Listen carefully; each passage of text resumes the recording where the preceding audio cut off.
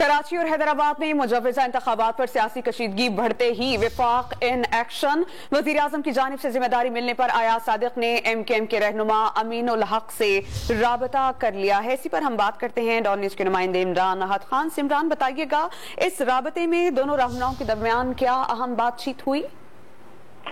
देखिए, बिल्कुल MKM के वफाकी वजीर अमीन उल हक और अयाज सादिक जिनका पाकिस्तान मुस्लिम से ताल्लुक है, उन्होंने अमीन उल हक से रब्ता किया। बलदियाती इंतखाबात में पाकिस्तान पीपल्स पार्टी और MKM पाकिस्तान के दरमियान जो है इख्तलाफात सामने आए थे, उसके बाद ये रब्ता हुआ है। MKM की वफाकी हुकूमत के ऐसे जो अलहदगी की जो धमकी है, क्योंकि अब से कुछ देर पहले डॉक्टर खालिद मकबूल सिद्दीकी जो कन्वीनर MKM पाकिस्तान है, उनकी जानिब से दी गई थी कि वो आइंदा बल्दियाती इंतखाबात वफाकी हुकूमत में रहते हुए लड़ेंगे या उनसे अलग होकर लड़ेंगे।